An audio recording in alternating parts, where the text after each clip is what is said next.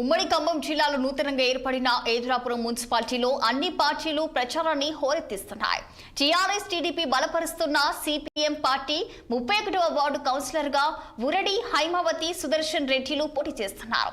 అభివృద్ధి లక్ష్యంగా ముందుకు సాగుతామని, తమని గెలిపిస్తే వార్డులో వీధి దీపాలు, డ్రైనేజ్తో పాటు అన్ని వెంచర్లు, ఆహ్లాదకరమైన పార్కులను ఏర్పాటు చేసి ప్రజలు ప్రశాంత వాతావరణంలో తమ జీవనం కొనసాగించేలా కృషి చేస్తామని అంటున్న ఉరడి హైమావతి సుదర్శన్ రెడ్డితో మా ఖమ్మం ప్రతినిధి హరీష్ ఫేస్ టు ఫేస్.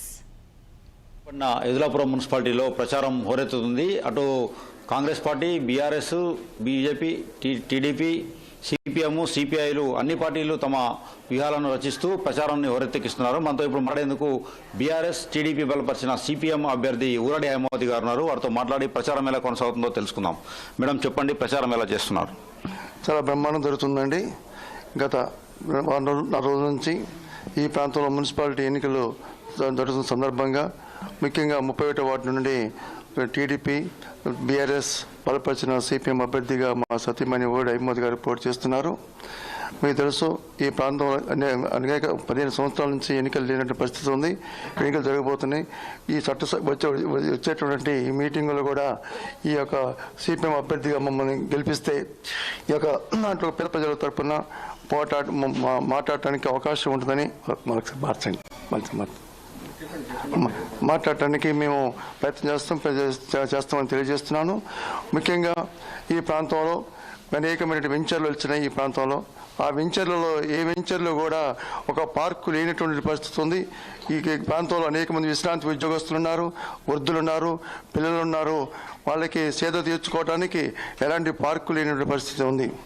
దానికి అనుగుణంగా మేము గెలిచిన వెంటనే ముఖ్యంగా మేము మున్సిపాలిటీలో అధికారులపై ఒత్తిడి చేసి ఏదులాపురం ఉన్నటువంటి మంచినీటి చెరువు ఉంది, ఆ చెరువు కట్టను కూడా మినీ ట్యాంక్ బండగా చేయడానికి నేను ప్రయత్నం చేస్తానని చెప్పి తెలియజేస్తున్నాను.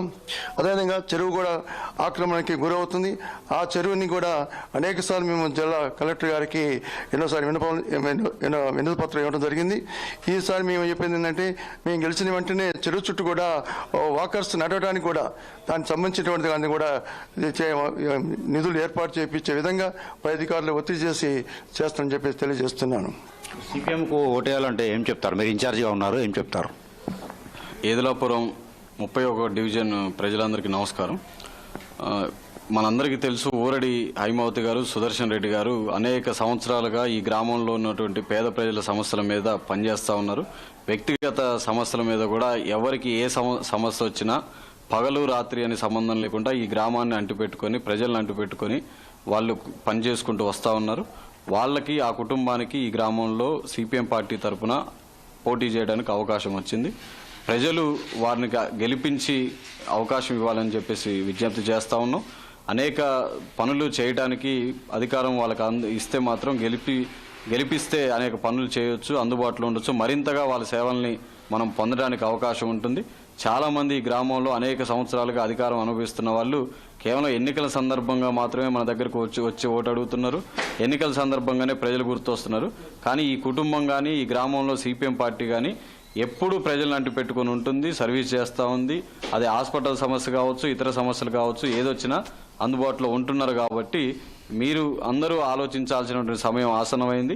ఈసారి ఈ కుటుంబానికి ఊరడి సుదర్శన్ రెడ్డి హైమావతి గారి గుర్తైనటువంటి సుత్తీకొడం నక్షత్రం గుర్తుపైన ఓటేసి గెలిపించాలని సిపిఎం జిల్లా కమిటీ నుంచి మీ అందరినీ విజ్ఞప్తి చేస్తా ఉన్నాం. ఇప్పుడు మీరు ఇంటింటి ప్రచారానికి వెళ్ళినప్పుడు ఎటువంటి సమస్యలు ఎదురవుతున్నాయి, మీకు ఏం చెప్తున్నారు ప్రజలు?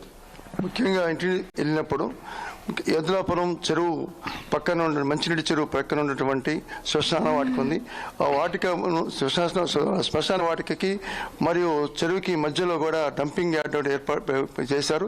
దానివలన మంచినీరు అంతా కూడా మొత్తం కూడా కలుషితం అవుతుంది.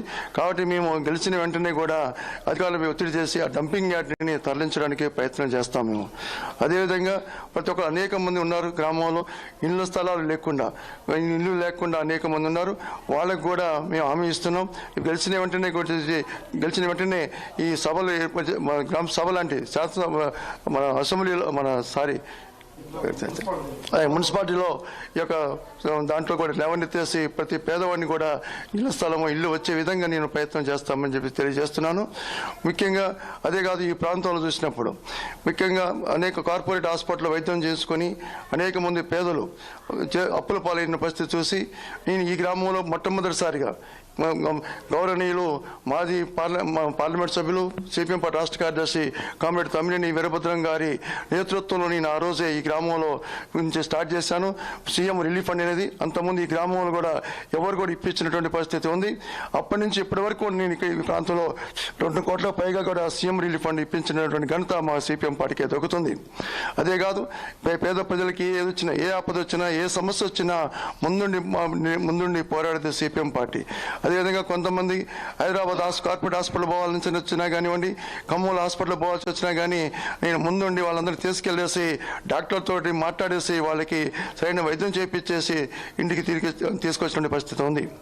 ముఖ్యంగా అదే కాదు, ఈ గ్రామంలో అనేక మంది రేషన్ కార్డులు ఇంటి వాళ్ళందరూ కూడా రేషన్ కార్డు ఇప్పించిన ఘనత ఉంది మాకు.